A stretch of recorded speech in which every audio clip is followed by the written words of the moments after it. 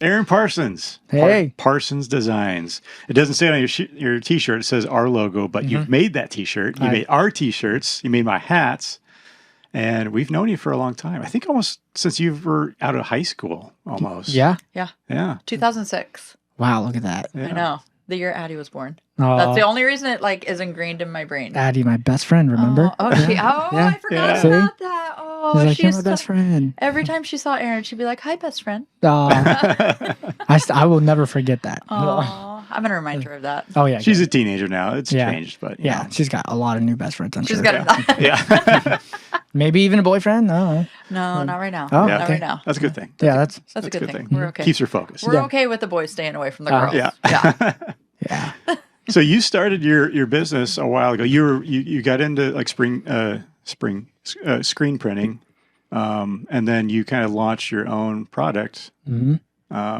Obviously, you have a love for it, Mm-hmm. right? Yeah, and I started my own business in 2012 when my oldest was born. So That's Yeah. a big jump. Yeah. You know, especially when you got a family starting up. It's like, Mhm. you know, do I do something safe or do something a little bit riskier and hope it pays off? yeah, so I remember the exact moment. Like I was working for another company, and I was just like, I can't work like this anymore. And you'd been with them for a long time. And I was like, hey, I want to buy this company, and it didn't end up happening. And I was like, man, I love this work. This is what I went to Schenectady Community College and learned all the stuff there. And I was like, oh, I just want to keep doing this. And it didn't work out. And so I was just like, bummer. Like, what do I do now? But I remember walking in and looking Shree in the face, and I was like, I'm gonna start my own company. She's like, wait, what? And Shree's your wife. Yeah, for those that don't know. Shree is my wife, who also works with Brian and Carrie for HD Open House. So She's one of our amazing photographers. yeah, she is a great photographer. Yes. I mean, we met in art class, so she knows what she's doing. So, And you guys met in high school? yeah, we've been together a long time. So, the look on her face when she's like, "Wait, what? Let me," and I do this a lot. I'm like, "I got this great idea. We got to do this." Did you ever think like, I really want to own my own business? I mean, a lot of kids when they grow up, they're like, they don't ever say I want to own my own business. That kind of comes later. Well, Did you I didn't ever- know what I was saying at the time. You're like, in fairness, Yeah. I wasn't. I was like, there was a lot to unpack with that phrase. I'm just like, I'm just gonna own my own business, and it's a lot harder than it. Like, there's a lot of emotions involved when it Yeah. comes to running your own company. It's like, and sometimes things get too personal, and sometimes things you take it too personal. And it's like that's like, oh, the hardest part is like, oh, why did that person that I thought I did a good job for go somewhere else? You know, in our business and other screen printers and stuff like that. I was like, I thought I did good or was treating them right, and then I probably should ask, hey, I saw that, like, did I do something wrong? You know, but That's a hard call to make, though. It is, It yeah. is. Like, Yeah. I mean, I've had that where I've had clients that I'm like, this was an amazing experience for them. Everything went great. Like, it was textbook perfect. And then you find they went and bought with somebody else. And it's like, I remember somebody saying one time it's a timing thing. Like, they just weren't in flow with you at the moment, or you weren't in flow with them. It's And like a so- breakup. only some- it feels like that. Yeah. Only sometimes it's like they'll ghost you. And it's like, what was it? Was it me? Yeah. Or was it you? Yeah. Yeah, you totally get in your head a lot about it too. Yeah. Like, Yeah. oh man. But it's hard to make that phone call. Like, Yeah. what happened? Mm-hmm. Yeah. I don't know, and I probably sometimes I'm like, I'm gonna do it, but then I know I don't make the phone call. So, but yeah, so I'm for one thankful for all the years that you guys with HD and the real estate stuff, and now the Hustle Northwest and stuff, like being on the show and then being able to print the product for you guys is thank you. Well, you're Yeah. amazing. Yeah. Like, And we you wouldn't guys- go anywhere else. Oh, thank you. And you guys are always like, hey, I get this call. Hey, Carrie and Brian told me to give you a call for shirts. And I was like, oh, yeah, Aw. thanks, guys. So, I love it. yeah. That's awesome. So, Well, I mean, we always try to stick with what we know. Yeah. And so, you know, sometimes it's hard when people ask for referrals and stuff like, you can try to call this person. I have no idea who they are or if they're good, but then your reputation sticks with them too. mhm. And so you don't want to do that sometimes. So you find someone that's good and you stick with them and you feel confident about referring other people to them. So Well, and you know we know it's going to be a good experience when we send anybody your way. Like, we know the service that you deliver, so we know that they're going to get that same experience, and we're going to feel comfortable being like, call Aaron. Oh, yeah. He'll Thank you. get everything figured out. Yeah, I mean, honestly, these were so fun to just thanks for letting me just kind of have fun with it. Say, hey, here's the logo. And I was just like, you guys know me. If you don't like it, we'll make some changes. But I was like experimenting with some shimmer ink. So those of you guys listening, we got to get these out. You got to support this channel and get these shirts. So we're gonna get some swag section going. Yes. So everybody's gonna want to be on it. Be all printed by Parsons Design. They are so cool. So, yeah. So you were working for another company before. Mm-hmm. How long did you do that? I did that for 5 years. Was it 5 years? It was 5 years. I'm like, man, that went by fast. But when I really thought about it, I was like, that was 5 years. Yeah. It's a long internship. Mm-hmm. Yeah, exactly. Because I was like, I wasn't making a lot of money. And then and I think part of the push was like, I got to do something different. Sri and I we got our first kid on the way. I got to make some money. I got to support my wife. I'm like, it's time to grow up, right? So I was like, I can't just live on $500 a month anymore and learning how to do something that I know I'm good at. And when I kind of I talked to customers, I was like, hey, I'm trying to get this. This is what I'm wanting to do. And I'm like, kind of seeking out some reassurance. And there was clients that were like, hey, if you leave here, we're going with you. Like, you always take care of us here.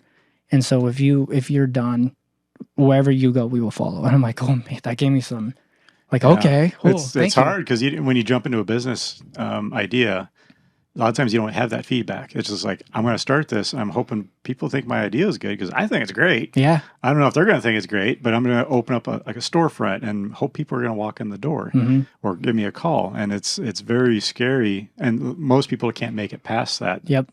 They make it past I'm going to design a logo for my company and pick out the colors and this is what we're going to do, but they don't get past the idea phase of that. Mm-hmm. It's the logo does help kind of like make it something. Yeah. But then what you do with that after that, like for our logo, for example, is like I kind of put something together. I knew what I was going to do aside from the logo going into the graphic design and logo business. But then after I did the logo, a year later, I was like, this isn't us. It doesn't represent us. It's like not the kind of thing that I want to sell to my clients. I was like, this is not good enough. So I took the pencil to the paper, which I know I'm good at, and I just sketched up tons of little graphics until we came up with our classic PD logo that we've had now for 10 years with little variations, and we can have fun with it. Now I'm kind of doing a lot of things with just taking that same logo and like adding ink drop effects to it and keeping it simple, because that's really what's kind of trending right now is real simple branding, and then making it like integrate into like a, let's say, 80s style, or a 70s style, or a ink drip look, or something vintage, So you do also like some graphic design work for people for like their logos. So you're coming from it like, I know what's going to look good on paper, but I also know what's going to print well too. So that's what I think makes us excel in the graphic stuff in screen printing and embroidery, because I've been doing this long enough to know, hey, this is going to look good on a vehicle wrap. Hey, this is going to look awesome on a hat. This is going to look terrible on a shirt. And so I want to make sure that I design something that's going to be good, give it options, and put a brand package together that looks and kind of covers all that stuff. I get so many things. Oh, I'm going to say it. This is like, just thinking about this is Canva and like all this AI stuff that's out now is kind of like, it works with us, but it's also something that's hard to work with, because they're like, I did this logo for free on my free Canva account, and they send it to us and we're like, yeah, that's garbage. Like, that's garbage. I guess it's probably more like to try to get the idea out of your head. So it's like here's kind of what we're thinking. They're like, okay, we're going to take that and we're going to modify like a concept. it. Almost like a concept type drawing. I'm working on a cool one right now for a local landscaper, and I'm excited to get it out because he sent me the Canva logo, and I'm just like, I can't let you print this. Like, this is horrible. Like, you have this awesome business and you create these awesome landscapes. You're going to blow it up with this logo. And I'm like, this doesn't represent you at all. Yeah. So I was like, give me a couple days. And what do you do when you have somebody that comes to you with and they're like, they're married to this logo or this image, and you're like, oh, this is we knew a company who made their own logo, like just on scratch paper, like this is our logo. We don't want to change it at all. No one changes our logo. This is what we want on our building. This is what we want on our swag or anything like this. And You're like, you'll know who I'm talking about. I'm racking my brain So, trying to figure out who this is. It was almost like scratched into like someone like took a crayon and like made this logo, and it's like, do you want to change anything with it? It's like, nope, this is our logo. This is what we want to use. And like, okay. You don't know them. It's fine. You'll know them later when I tell you. Okay. When there's not a microphone. When there's not a microphone, I'm like, I can't wait to figure it out. And the second you say it, I'm gonna be like, Yeah, oh. but those are the type of people who are like, I'm tunnel vision. I don't want any other ideas. This is what I want. And people are like, this doesn't look good. Mm-hmm. So, I mean, your logo has to represent you, but also has to appeal to other people too. Mm-hmm. It has to appeal to the audience. Like, I recognize this logo. I know who this is, or this logo ties in with their business well, and it's put together. So I'm assuming the company itself is put together well too. Mm-hmm. And you're going to build something with it, like a simple PD for my graphic. Keep it simple. Build this brand with social media and everything out on YouTube. You just kind of like, hey, people are making this relationship with like who you are and what you represent, what you're all about, and like vetting you out, like figuring out, hey, who is Aaron Parsons and what is this logo, and like how do they tie together? Like, for example, the Hustle Northwest is like this vintage look, and you guys are doing this, and now people are going to start be like, oh, when I see that, I know this. You know, that's what's happening. But when it's really bad and you can't make something out of it, then it's really bad. We should add flames to it. Yeah. Just flames. Yeah. Yeah. Sometimes flaming microphone. Yeah. But yeah, I'm like that says it's like a local Northwest podcast. It was like you guys nailed it with that one. So that's all Brian. My brain doesn't work that way. I know Brian's quite the artist when it comes. I love the HD open house. Yeah, but I mean, for me, I can't sketch out that stuff. It's in my head. I can't get it on paper. So didn't you help with the HD logo when we modified it? I think when we came to you, it was the HD, and then it had like the 3 peak houses, and it said HD open house. And I remember you were getting hats, and Aaron's like, "That's awesome. Won't look great on a hat." Yeah, and so that's the you don't have the HD hat with you, but it was the little HD with the house over it, just the roof. Wasn't that you? It's a great brand. Yeah. Like I think that was you. We've gone through like 3 or 4 modifications. Toss me one of those. Oh, here we go, right here. Yeah, wasn't that you? So I think Brian kind of already did that. I think that there was a version before. Credit for it. Yeah, I can't do it. This was all Aaron Parsons and Parsons. There was a version before. We had 3, 4 different had a few versions. iterations. Yeah, it was like I did this on like old like computer, like the Paint program when I first did it. Yeah. Good old Paint. Yeah, it's like I'm gonna take a line, put it next to this line. like, now it's a roof. We're gonna print it on a dot matrix. Yeah. So yeah, I mean, it's just like any company's going to go through like changes as you go along. It's like, oh, that really doesn't look good, and it doesn't look, like what we would represent ourselves today. And so we're going to modify it, and we're going to, as long as you can kind of people like this is a whole different company. As long as you can modify it a little bit to where it's like it still represents you and people recognize it, I think it's always good to kind of go forward and make changes to that. So you keep buying new swag from Aaron. Yeah. Yeah. So you keep buying new make swag subtle from changes. Aaron. Yeah. Yes, I like that idea. Yeah. I like how we keep dropping that in there too. Keep ordering stuff. Keep changing. So has it always, I mean, has it been just straight shoot up as far as your business go, or is it kind of cyclical? Like, oh, now I'm riding these big stormy waves of like ups and downs with business. So it's definitely a roller coaster. Yeah. Yeah. So I think especially entrepreneurship is just. I think people need to hear that too, Yeah. especially when they're thinking about starting a business. They're like, it's all just up from here. Yeah. And it's not. It's not. No, you're gonna have days where you screw up bad, and those are your big learning days, and you're gonna like hopefully have some integrity to own it and be like, hey, I made a mistake, I spelled this thing wrong, or I stitched it in the wrong color, I know you said this, like how can we work this out? Like how you handle that is gonna set, like in my case, is like set your reputation. Like, oh hey, I want to take care of that for you. Because there's sometimes that either you're barely going to break even, or you're actually going to be owing money just to get something out to someone else. Yeah, and it doesn't happen often, but we've had to reprint stuff before. We're like, yeah, that's not even good. So, I remember you offered to reprint something for us one time. You printed something for Brian, and you were like, I don't like it because the stitch isn't great here. And I'm like, Aaron, I don't see what you're seeing. Oh yeah. And you're like, but I see it right here. I'll redo it. And I'm like, please don't. Like it's. Yeah. Well, you guys are kind of like that. Like, and that's partly too is like my perfectionism was like, I can only go so far with this machine, and I'll see a logo that's like, oh, I can't. Well, for example, using the Hustle Northwest, the podcasting, we couldn't fit on the 2-inch hat design with that slant. Yeah. But I mean, the shirts, it's money. It's there. But like that's where you think when I see the logo, it's like, I know it's going to work here, here, and here, but it's not going to work on hats, for example. It's just too small, and there's limitations. Well, I got a huge head, so the hat you did put it on actually fits perfect. Oh, okay. So yeah, I need the big giant forehead. So we need hat. Yeah. We can get bigger. You need 2 versions of it. If we get the bigger hats, we can make it fit. Measure your forehead and see.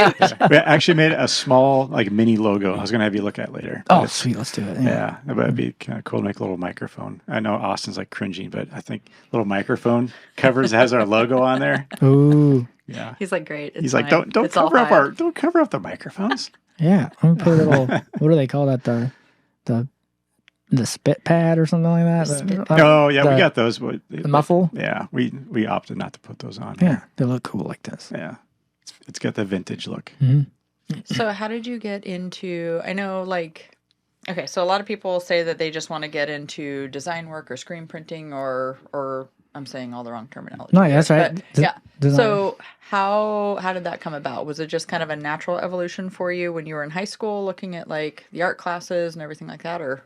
Yeah, so it was like, I think one thing too that I did want to mention on this is like, for the longest time I believed this lie that what you're good at is not what you're going to do, because that your hobbies and your passions are going to be something that, if you use them as a job, you're going to hate it.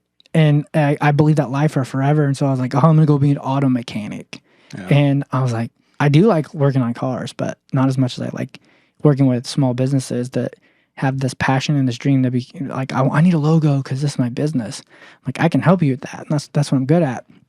But I think for the longest time, I was just like, I can't do what I'm good at or I'm going to hate it. But once I got past that and I realized, oh, that's my best contribution to the world is to stick in my lane of where I thrive. And anyone that goes into business is like, that's the point here is like, you got to do what you're best at, what you're most passionate about, because that's where people are going to see you shine.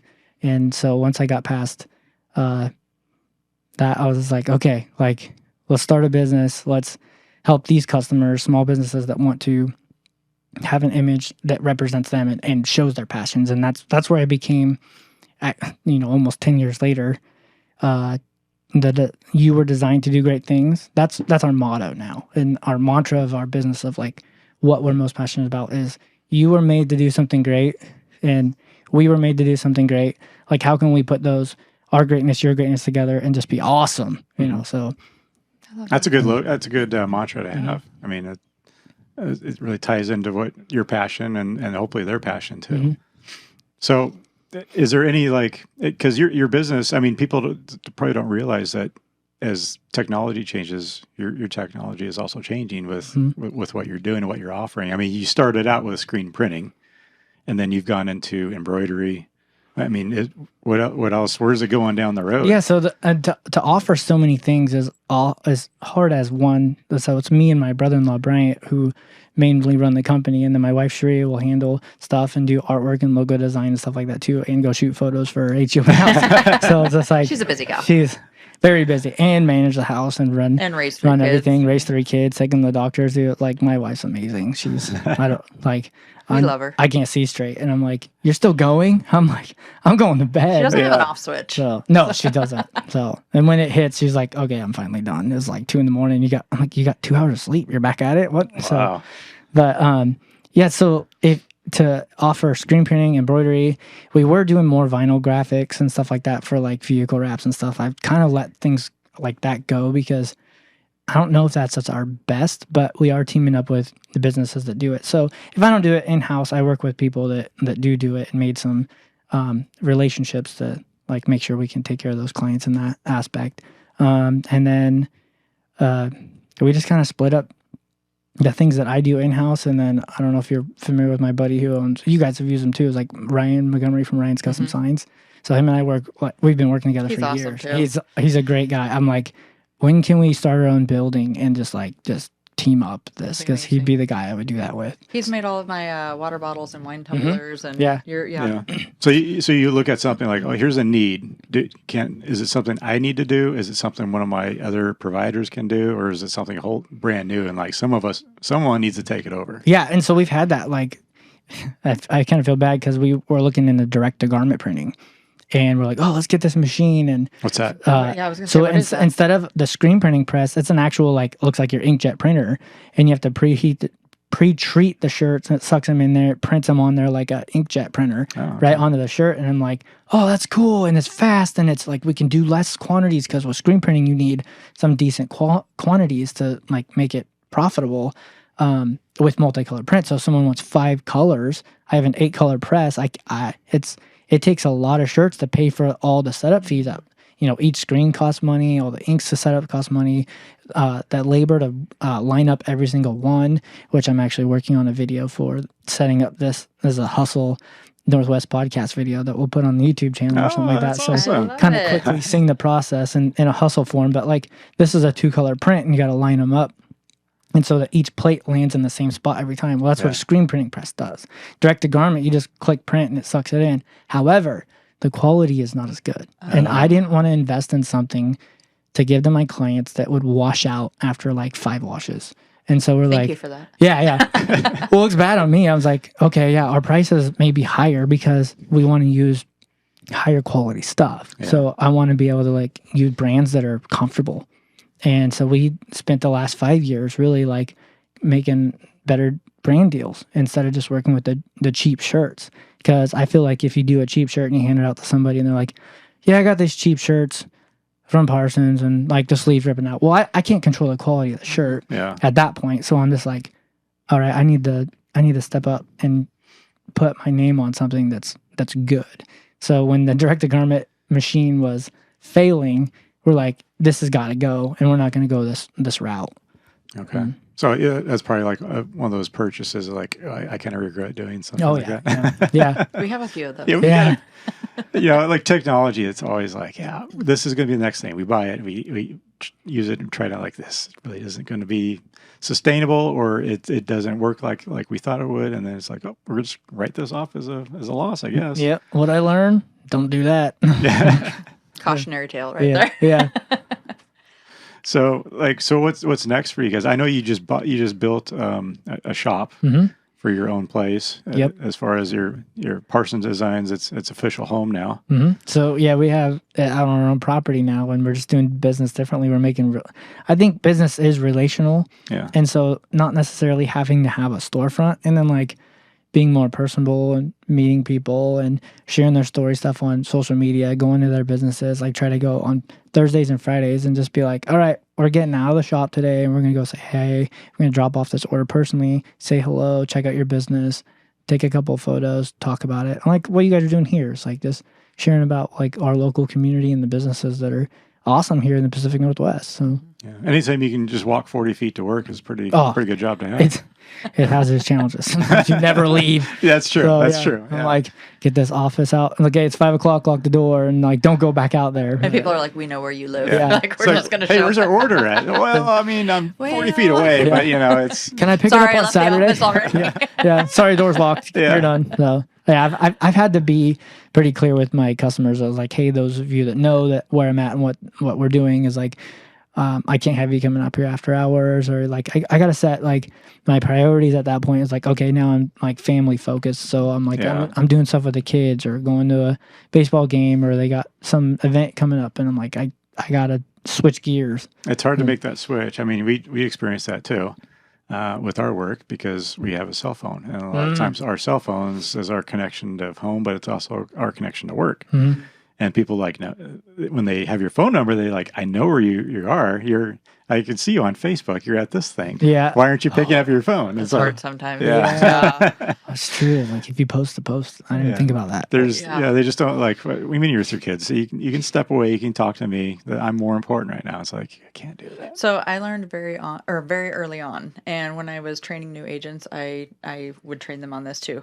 You have to treat your family time just like an appointment that you would treat your work time. And so everything is an appointment. And I don't mean that like flippantly or as a way to get out of things, but the time that you set with your clients, that you have your working hours, that is your appointment for working time. And you need to make sure that carries just as much weight with your family time. We struggle with that a lot because it's hard to have an off switch sometimes. But it's very interesting.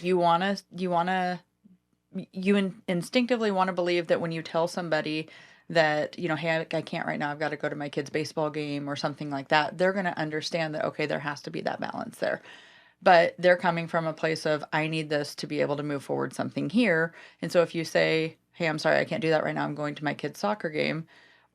That's received differently than, hey, I'm sorry, I have an appointment, then I can do it at this time. People are fine with that. And that's a very hard thing to wrap your brain around.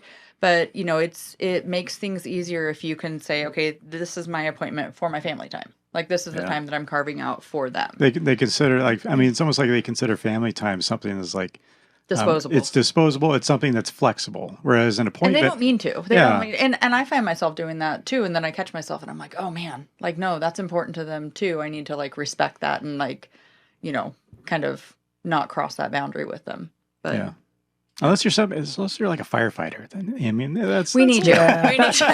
Right now. The police officer, like get here quick. Yeah. No, that reminds me, Carrie, is like Carrie, you being our real estate agent for the house that we live in. I love all these drops here. You're doing a great job. Like, come back anytime. Yeah, like so we bought that property and now we have a shop on it and stuff like that. And like it just reminded me, is like, yeah, you kick butt. Like you did such a good job. And I'm like, how do you, like, you're fast, efficient. I was like, I almost kind of felt like you probably did neglect your family during that process, because I'm like, there was times I'm like, Carrie, it's like super late. Why are you messaging us? That'd be an awesome ad. I will neglect my family for you. No.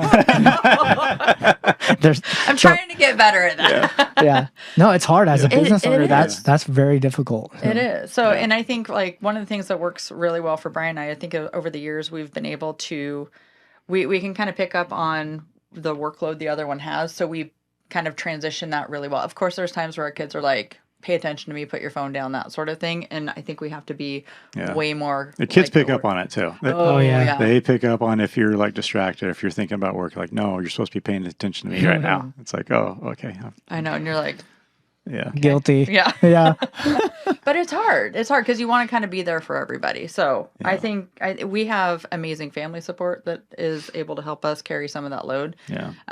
But I think just over the years, we've had to learn how to just like switch back and forth between each other and be like, oh, he's busy right now. I'm going to take this. Or on the flip side, like, okay, she needs to go do whatever's happening over here. It's time for me to step in and do everything. Yeah. It's tough. I mean, we want to be able, like, you know, there's some people that can time block their entire day. Not that person. Yeah. It's tough. I want to be. Yeah. So do I. Yeah, you see that. Like, I just look at my schedule. This is my me time. This is my family time. And it's like everything. If I were to do that, the whole day would fall apart and things would pop up that I would never expect. And there goes the time block right out the window. Mm-hmm. Yeah. I don't know how people do it. And they're like, I have everything in my calendar color coded. Like, this is personal, this is work, this is for this kid, this is for this kid, this is just talking about it, it's like, I know. But when people are like, from this time to this time, I am only answering emails. Like, I wish my brain worked like that. I tried it for a while to just be like, okay, from this time to this time, I'm sitting at the office.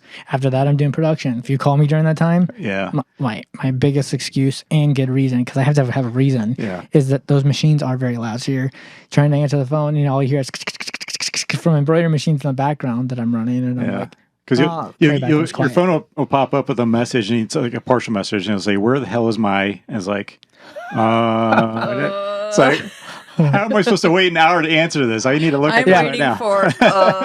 That's kind of like a clickbait thumbnail for YouTube right there. You're like, how do you get them to respond right away? That first sentence. There's the hook. Yeah, that's the hook. So one thing I've always wanted to know with small businesses like yours that do, I mean, because you see what's the, oh gosh, what are the companies? I don't want to plug them here, sorry. But like the big printing companies where you can go on. The online ones? Yeah, the online ones. How do you compete with something like that? We come to you and say, hey, and get to know you on a personal level. And, what makes you awesome? What makes your business awesome? How can we team up with you to give you awesome stuff? So, yeah. Goes back to because we see those ads pop up all the time. Oh, yeah. And it's like, okay, that looks like a good deal, but you're not dealing with anybody over there. Who do you call if it goes wrong? It's like you fill out a form and you submit like a logo, and it's like, I hope this is going to turn out. Yeah, I hope. Yeah. So, and like, what is the quality going to be? I mean, is it, they're going to print them out on whatever shirt they have, like, a pallet full of. Yeah, like, do you get a pick or something like that? I've had the idea of ordering and YouTubing that experience of like what it's like to order from that. So maybe I should do that for a video. I think you should. Yeah. Be like them versus us, Mhm. like what you get. Yeah. yeah, comparison to it. But, 'Cause, yeah. I mean, it's all. I mean, even the screen printing part. I mean, is there different quality levels with that as far as when you get it from a bulk distributor? Is stuff going to be offset?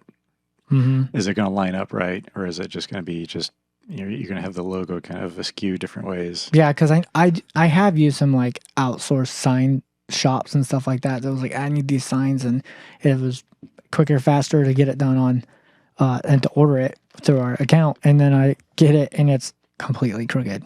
Like, I'm like, does anyone look at this? No, they don't care. They run it on big form sheets, cut it. If it's off at all, there's no quality control. It's just like out the door. Oh, you got it? Oh, yeah, well, that's too bad. You didn't have it in the right spot. No one double checked it. Your fault. You pay for it again. And you're like, well, I'm not doing that again. So you got to experience that to realize it was like, okay, this is not good. So I ordered a bobblehead once for Carrie as a gift. Did it look like Carrie? So I ordered it. I waited wait. weeks for it to We show need to up. bring the bobblehead in here. I waited weeks for it to show up, and it finally showed up. No, you didn't wait weeks. You waited months for this thing. And it showed up, and I gave it to her. I didn't think I even opened it yet, did I? So he gets it, and he's so excited. He's like, I got you something. And I'm like, okay. And he's like, well, hold on. I just want to see it first. And so he opens it up, and he's like, I've been so frustrated because this thing's been taking forever, and I'm not hearing back from anybody. And I've been like messaging him, and like it finally showed up just out of the blue. And he's so excited. And so he opens it up, and he looks at it, and he goes, what the? And I'm like, what is wrong? And he was like, it was supposed to be a bobblehead of you. And I was like, oh, okay. I gotta It's I was like, oh, okay. Coach Carlos. No, Not even Rubio. close? Rubio. Coach Rubio. Coach Rubio. It's a Hispanic guy, a soccer coach holding a clipboard. So somewhere, Carrie is somewhere in the world right now as a bobblehead, I think. So did you ever get the right one? No, never heard back from they said, company. yeah, you can mail it back at your expense, and we'll make you a new one at my expense. At your Oh, I expense. didn't know they responded back to you. Yeah, and it's like it's because they have to mail it back to China, and they're like, it's out of our country. We don't have to deal with it anymore. Addie has it in her room. So the whistle broke off like a week Take a later. picture. Brent's like, Yeah. We need to bring it in here. Yeah. That Add needs to be on the Yeah, video. that's social here. media stuff. Yeah. So I think you need to start your own Facebook page for the coach and say, hey, Coach Rubio? do you know I who feel this like it was is? Coach Rubio. I bet you could, because you know how Google, like you can like take a picture Search and you the like image. search the image. You could probably match it up with them. You could track him down. Find it. Yeah. Do you think he got the realtor version? He opened up like, who is Carrie? I don't know. Yeah, imagine so. It's good advertising for you Well, I somewhere. want to know what it was supposed to look like too. I know. I'm So curious do I. too. I'm just like Like, what picture did you submit of me? That's what I want to know. a bobblehead cherry. That would be awesome. Just bobbling around out there. You're gonna go to like some sort of thrift shop one day, like, oh my god, I'm right there. Oh no! Goodwill. Thrift shop. They're like, I don't know who this is. I just remember he was so bad. He just stormed off. I'm like, ding, flinging the head. So one of these days, I'll redo it. I'll order a new one, and we'll remedy this. Maybe somehow. find another company. Yeah, maybe. Find somebody local. Yeah. If you know any. Do you guys have bobblehead any interest in guys? making Do you have any bobbleheads? Yeah.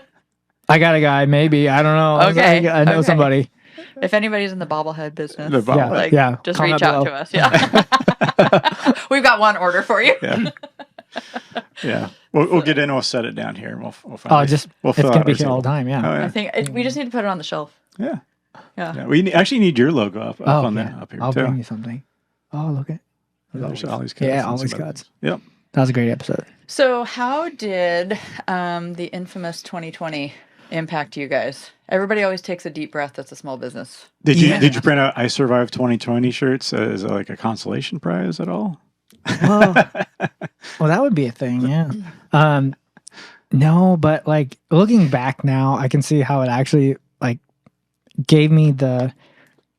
I don't know. It was like get over the fear. Like in that moment, I was like, "Oh, what's gonna happen as a business owner?" It's like, do I try to borrow government money and just stay where I'm at, or use this as a time to make changes? And I was just like, okay, like, you know, I was seeking some counsel and talked to some advisors, and I was like, I don't feel like I want to like get in any more debt, which Sheree and I are trying to get out of debt and live more comfortably and make different decisions so we can live like no one else.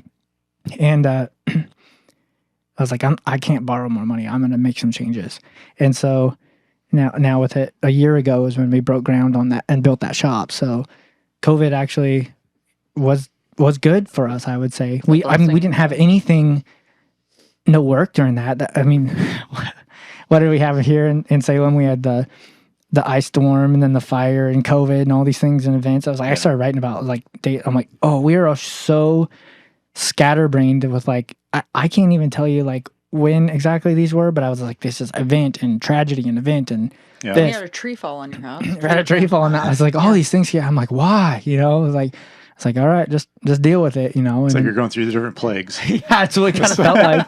And then, but now I can see on the other side of this, looking back, and I was just like, all right, God's been good to us. We've been blessed with this beautiful home, and our kids are healthy, and the shop's up, and we got business. Are we getting rich? No. I was like, but we're comfortable. We get to hang out with cool people. We get to make cool stuff. We love what we do, and it's good. So it was like it was scary at the time. Yeah.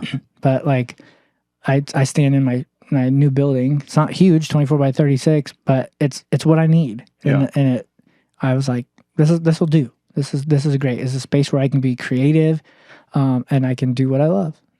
That's good. I mean, sometimes those things work out where it's like you're forced into a situation where you got to think on your toes a little bit. Oh yeah.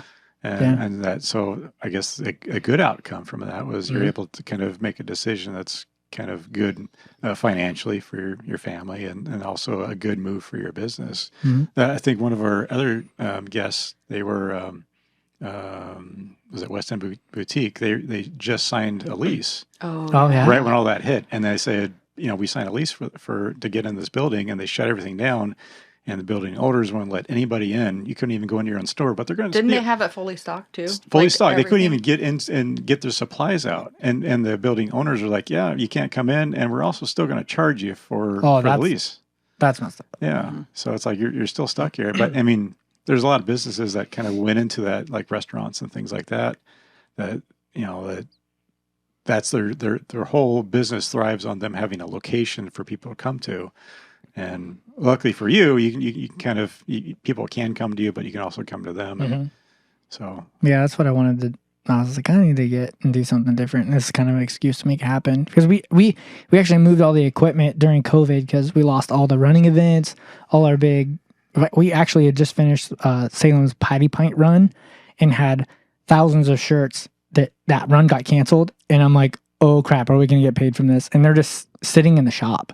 Did you get paid for it? Oh, yeah. Oh, good. But I mean, I felt bad because I'm like, what do we do? Is like, we're done with the job. And this was like, we finished that event. We go on to the next fun run and the next rock and roll running event. And we're printing thousands of shirts. And then all of a sudden it's just like dead stop. And we're like, oh, shoot. So I'm like, I'm not going to worry. I'm not going to panic. We'll just figure it out. And then I started to panic. And I was like, okay, I'm going to think about this. And that's when I was seeking counsel. I was like, I'm moving the shop. And we moved it into our 2-car garage, and thank goodness at the time we had a smaller press, but it's like if we moved everything in there and we're just like, you know what, if this is what we're gonna have to do, we're gonna do it. We're gonna keep going.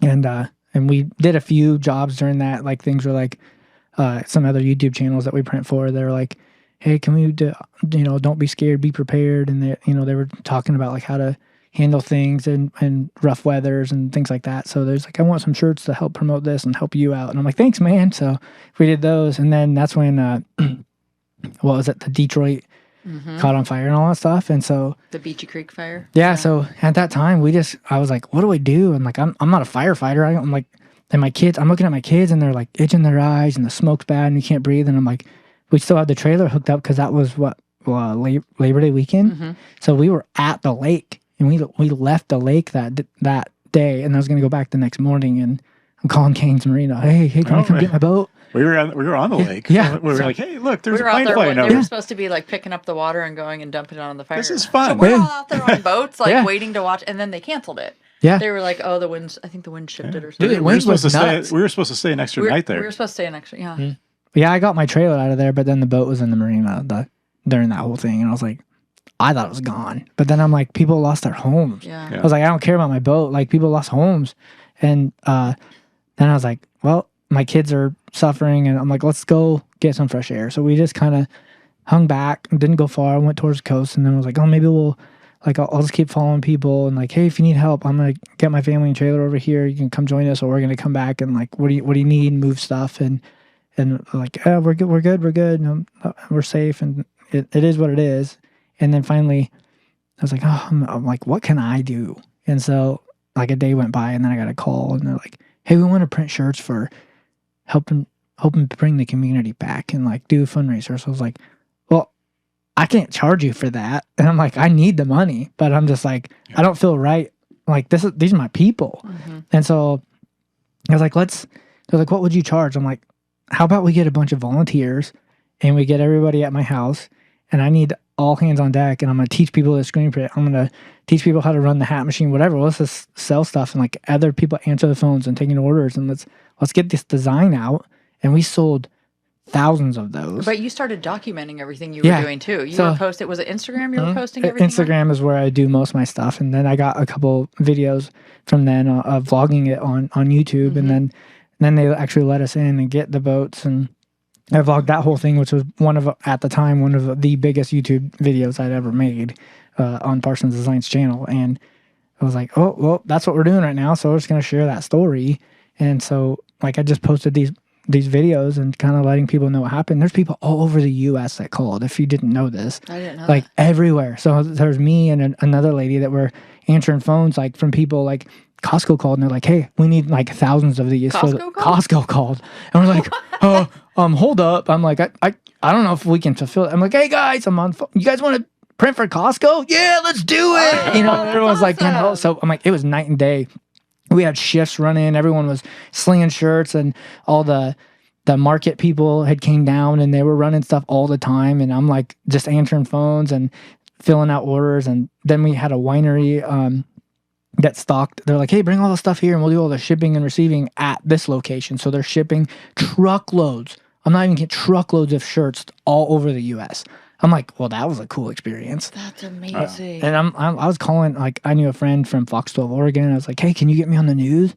And we share. Oh, yeah, we're on our way. So I was on Fox 12. That was cool. And then I was like, what do we do next? And for some reason, my brain just started like clicking, and things were working. It was like, it's just in this, like, I can handle this like event right now. I don't know. I was just, I don't even know who I was at that moment. I was just like doing, and it just felt right. Yeah. So I was calling like my ink supply company. I was like, hey, and they're just in Washington. They're like, what do you need, Parsons? I'm like, we need ink. We're almost out of this. And they're like, oh, we found it. We're going to ship it right to you. And they just for free. And they're like, just do it. Just keep doing what you're doing. I'm like, it was amazing. And it's super infectious with the community.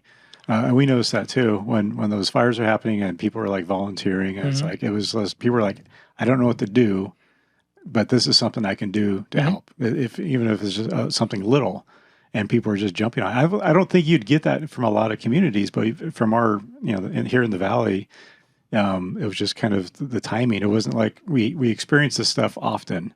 And so when something big like this happens, it was all kind of an all hands on deck, and people were more than willing to kind of jump through and help out any way they can. So it was really cool to see, and really inspiring to see that in our community. I remember the box fans too. Yeah. That was fun. Yeah, we had, our house was really smoky. We couldn't get it to clear out. And so we had a box fan that we put an air filter on the back of. Well, it was the back of it. And it was sucking all the air through it. And it just, like, after 30 minutes, this filter was disgusting. And we're like, oh my gosh, we're breathing this in. And so Brian got the idea. He was like, what if we just posted on, like, it was either Instagram or I think it was Facebook. State and Community Actions. Well, it was Facebook at first that you said, oh, maybe it was. And you said, hey, he tagged realtor people actually that we knew at first. And he was like, if you have any fans, like we want to maybe like donate just get a couple of them. And our idea was get a couple and just hand it out to the community. And I think I remember that. Actually, I remember seeing that. Yeah. And then it turned into this thing where people were like, I have 5 filters over here. I have, X amount of fans. And then we were just going and collecting all of them and being like, we'll be down at the park and ride here. Anybody that needs them, show up. And we had Focus Heating was amazing. They just kept donating donating like box after box of filters because no one could find the filters. No, I know. So people were like, we have the fans, but we don't have the filters. And so we start calling around to all these different places, and Brian called Focus, and they're like, what do you need? We got cases of them in the back. We'll give you this many. And we went to go, I think we tried to pay them too, and they were like, no, you guys are doing a great thing. Just hand them out. And it's like, it's amazing. Yeah. So, and I think we were able to do that. And that, I mean, that's like a small scale of like what you guys were doing. But it makes a big difference though. Yeah. Like people breathe. People need to breathe. Or people would be like, I have a newborn baby, or I have, someone with, a lung condition. Yeah, because not everybody could just pack up and like, oh, we're going to go stay over at the coast. Yeah. It's like we're stuck here. This is where we can't afford to be gone for an indefinite amount of time, and we still have a job. Yeah. Mm-hmm. Well, and I remember we were down one time dropping filters off, and we had a couple different people just showed up where they knew we were going to be, and they were like, hey, we have extras here, take them. And we're like, we didn't even know you're going to. It was awesome. Yeah. That was really cool. Yeah. Yeah, everybody really stepped up. That was a cool thing to be a part of. Yeah. So even though it sucked, it was good to know that was there, that was laying underneath the surface, that people were willing to help when times get tough around here. Now it's just like, everybody just like has a hand out, like, you help me. So it was really cool. Yeah. Very neat. So how do your YouTube channel? You just told us we about. didn't know that you had a YouTube channel. That's right. I did just tell you guys. So yeah, I started that prior to the pandemic. I was like, hey, I want to, inspired by you, Brian. I was like, Sheree got this new camera, and I'm like, I've been nerding out on like what it's like to film content and tell stories and get cool photography and pictures, and like following what HD Open House was done. I was like, oh, you guys make those look so good, And so anyways, I was like following these other YouTube channels about like how to like tell your story or just make interesting. What we did was like in-camera transitions, like whip transitions and all this. So that's kind of a thing that I do as a hobby at the moment. And then I was like, yeah, I'm just going to post it on YouTube and share stuff like that. And lately I've been doing like tips on embroidery videos and screen printing stuff on the channel. And embroidery stuff, there's a lot of people that are like, hey, that really helped me. Like, thanks for telling me about that machine or that tip and stuff. So that's kind of where it's at now. But I did do a lot of community things on it prior to, because I mean, we weren't making shirts. So it was like, it gave me an opportunity to learn videos. Yeah, that's awesome. I mean, people are into that. But it's almost like the ASMR stuff where it's like, oh yeah, it's nice seeing something kind of come to completion. Where you do like speed doing like a video of like embroidery, like they want to see what the end product is. So like, oh wait, 30 seconds to see what this looks like. Well, I remember one time you filming the machines at the old shop and a time lapse of the HD logo getting stitched out. And I was like, God, I haven't done that yet. That's a cool idea. Just stand there and film and then turn it into a time lapse and then just like really quick of the HD logo getting stitched up. So that was cool. Yeah. People don't really. People love like the behind the scenes of like, like they can't go behind the counter and see how things are normally. But so being able to kind of go into a business and kind of see how it's done. There's that TV show that people loved, a History Channel, like How It's Made. Oh yeah. I like that. You geek out and like watch how do soccer balls get made, and you sit there and you watch soccer balls being made for an hour, and it's like, or pencils. I remember the pencil one was fascinating. Well, I can like so many people were like, how's the t-shirt even made? And me, I don't even think about it because I've like been doing it for ever. And I was just like, really? You don't know how a t-shirt's made? So you're like, it's so simple. It's like, it's a screen printing press. Well, it's not simple. Not simple. It's not simple. No, I'm saying it's not simple. He thinks it's simple. It's simple because it's second nature to him. Yeah, I don't even think about it. Like, don't try to make your own shirt. Like, go to Aaron. We will help you. Parsons.com. Like just the angle of the squeegee, because we do it by hand, like hand pulled screen printing shirts and stuff like that, and like I doing the Detroit thing and the fire fundraiser, like training people how to do it. Like there were so many people that had the wrong angle or they were pushing too much ink through, and I was like, I don't even think about it anymore, and it's just second nature to me. So I was like sharing it. I was like, yeah, everybody knows, but apparently not everyone knows. So like I'm like, I'll just post a couple of videos, and I had this. The most recent one we did was like called The Dark Side of Screen Printing, and I themed it as Star Wars. So I wanted to combine screen printing, the dark room, and Star Wars. I want to see this. So I did it's a two-parter. Episode 1 is the what's also Did you helped have a scrolling past Yep, like space? Did that's you? the beginning of episode 2. So I just wanted to learn how to edit like George Lucas and what they did on Star Wars and some of the special effects. So we have a whole in the shop fight scene between me and Bri, which we had a lot of fun. Like how do we, we filmed it forward, but we acted it backwards and we flipped the footage so it looks like the sword's going right into your hand and just like, oh, it's so fun to do. And the whole point of the thing was like, people don't realize that you can't just like make a screen and print a shirt. Like we have a press that lines up the colors and it's not cheap. And then prior to that, you have to have these Black Max printers that print all black. And then you have to have the dark room, which is exposed at like film back in the day when you take a picture of your camera and it goes through the exposure process. Screen printing is similar to that. You have a photo emulsion and then everything goes through this process before you can even make it on a shirt. Just wait for it to dry or something. So there's a whole system before you can even make that shirt, and people know this as the setup fee. And like when you hear other companies, well, you get free setup. No, you don't get free setup. They just put it in the price. Yeah. So yeah. But I just wanted to share what that experience, and mainly like I love the process. I love that it takes time. You use your hands and creativity, and you have to do these steps and wait, the next step and wait, the next step and wait. And there's a lot of like in between time. That's why we filled it with like warp speed, like hyperdrive, like you would in Star Wars, or the Sith and Jedi fights and stuff. So we did that, and there was like, while we're waiting, we might as well have a sword fight in the shop. So, but like that gave us the time that in those moments to just be like, yeah, like this is a process, and you either love the process or you hate it and you do something else. So, if you love what you do, you're gonna love the process, even if it takes time. So. Awesome. You So do what you love, you never work a day in your life. That's right. That's right. Yeah. So how do we support you? I mean, you got your Instagram page that people can kind of find you on and kind of get some of the background. Yeah, follow us on Parsons_designs on Instagram. We post a lot of like short form photos and try to share a community, jobs, events, and things like that we work with, and make those connections. YouTube channel, which is at the moment a lot of how to, but my passion is like someday to be hanging out with businesses that we film us making the stuff, and then we go hang out with you in your business. And I would love to connect with people in that way. Is like, hey, work with us, let's make your swag, and then like leave the shop and come out and hang out on your podcast or whatever you do that makes you you. So that's on there, or you can go parsonsdesigns.com, ask some questions. Let's see if we can work with you. So, and you do screen printing, you do embroidery, logo design.